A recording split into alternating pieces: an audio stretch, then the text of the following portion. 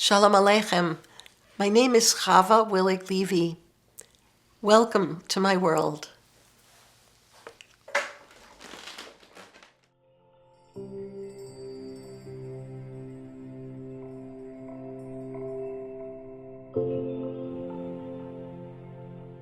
Thank you for giving me the great kavod to speak with you.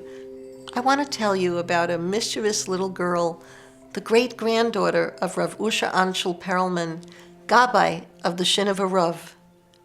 She was a 3-year-old pipsqueak with strawberry blonde ringlets who loved to stand on the living room couch and sing with gusto. I want to tell you about a Shabbos in August when her mother called to her, "Mamala, come to the table. It's time for Kiddush." And her little girl, who never missed a chance to get a sip of that sweet Malaga wine, didn't come. Her mother went to the living room, expecting to find her Maidala jumping on the living room couch. But instead, she found her lying on it, complaining of an unbearable headache. It'll come as no surprise to you that I was that little girl, and that the unbearable headache was the beginning of my bout with polio.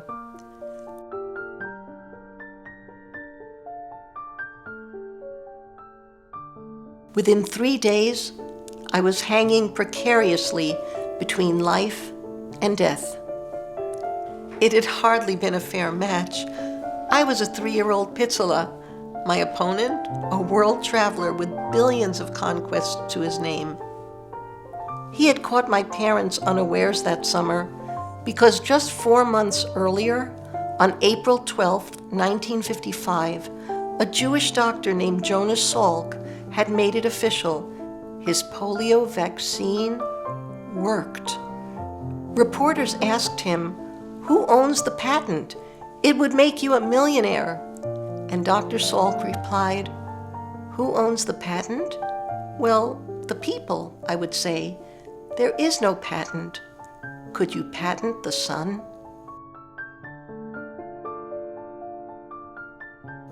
It was nothing short of a nes min hashamayim. Joy engulfed America.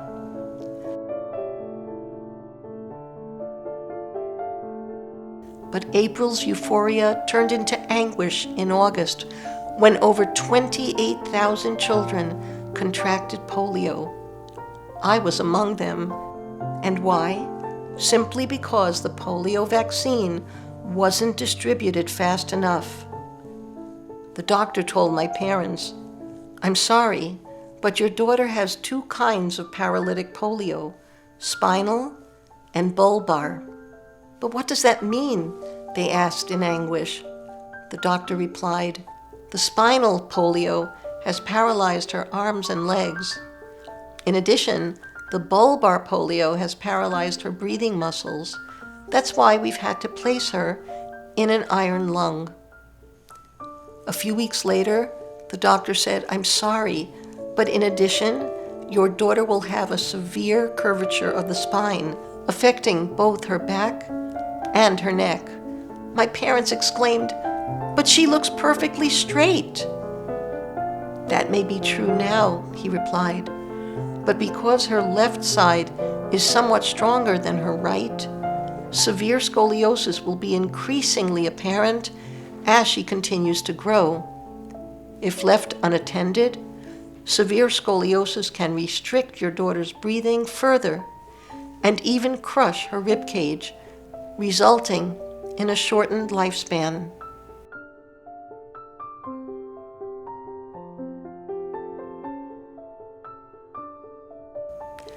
I'm here to relive with you and for you my childhood and my adulthood as an eyewitness to and survivor of polio, the lengthy hospitalizations, painful surgeries, and in many ways, the even more painful solitude, segregation, and stigma that polio brought into my life.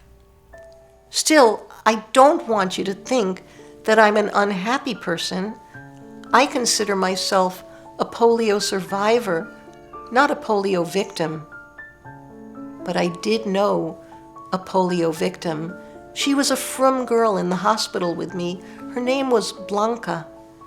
One day when I was back home, months after seeing her father came by to see my parents. "How's Blanca?" I asked. I saw tears in his eyes when he smiled at me and said, "Baruch Hashem, she's fine." After he left, my parents told me that Blanca had passed away. Along with my sorrow, I felt grateful to be alive. I still do.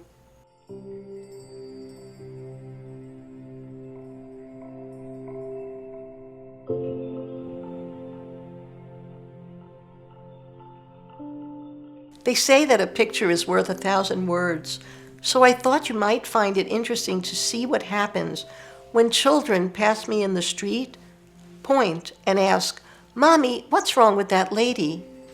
While the mommy in question may be mortified, I welcome the chance to engage with and compliment her child's healthy curiosity. "Do you know how to play Simon Says?" "Great. Okay, ready? Simon Says, hands on head." "Good. Simon Says, hands down." Then I'll say, "Okay, now you be Simon and say to me, Simon Says, hands on head." I'll ask, "Are my hands on my head?" "But Simon said." And then I'll explain that my brain is saying, "Quick, Simon Says, hands on head." But that message isn't getting from my brain to the muscles that would lift my arms up. That's because a virus called polio damaged many of my motor nerves that should bring my brain's messages to my muscles.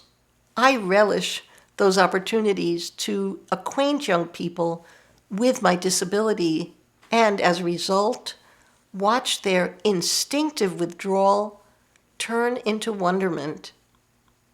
But what I don't acquaint them with are my many months in the iron lung, starting at age 3, my lengthy hospitalization from age 5 to age 6, the countless body casts and body braces that I wore from age 5 to age 16, the surgery on my left hand at age 7, on my right hand at age 9, and on my right arm at age 11, the spinal fusion that placed aluminum rods in my back at age 16, the months of being stretched at age 15 prior to that spinal surgery with metal screws in my skull and thigh bones that were attached to heavy weights, and 5 months after my spinal fusion, a second spinal surgery, this one fusing my neck.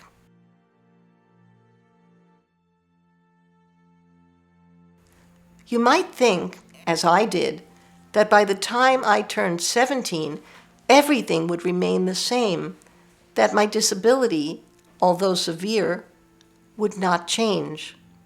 But 30 years after contracting polio, I and millions of other polio survivors began grappling with post-polio syndrome, the baffling phenomenon whereby our muscles, even those muscles unscathed by the polio virus, begin to falter. Our fatigue skyrocketed, and 2 Advils could no longer eclipse our pain. I know of people whose initial bout with polio left them, Baruch Hashem, the same as they were before. But 30 years later, they lost their ability to do the things that had been a part of their everyday life. Things like walking up a flight of stairs, or jogging, or playing tennis. In my case, post-polio syndrome means that I now need to use a ventilator for 14 out of 24 hours, and that my once-upon-a-time ability to take just a few steps is completely gone. A ceiling lift transfers me from my bed to my motorized wheelchair and the other way around.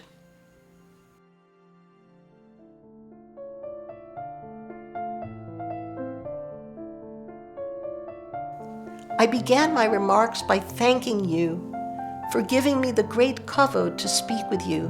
But now it's my turn to give kavod to others, and all of them are parents.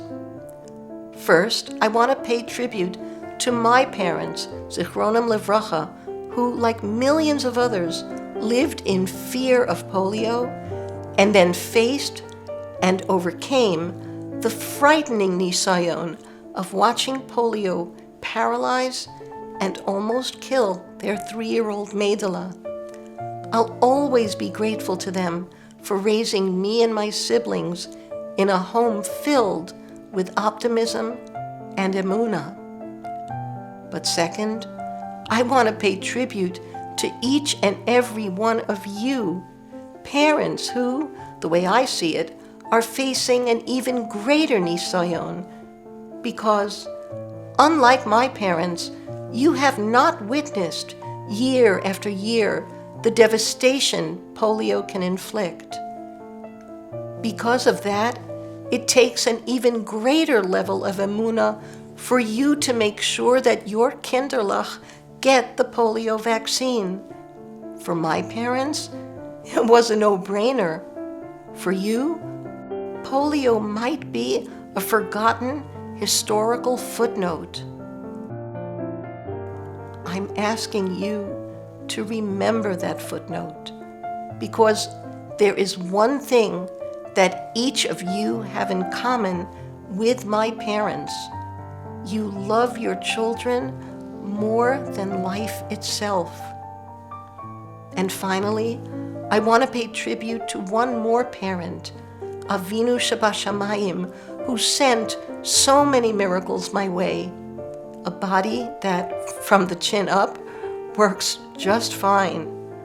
A loving husband, wonderful children, and Kanahara, delicious Eineklach. I am so grateful that in His infinite mercy, Hashem Yisbarach sent His precious Kinderlach a priceless gift, the effective, safe polio vaccine.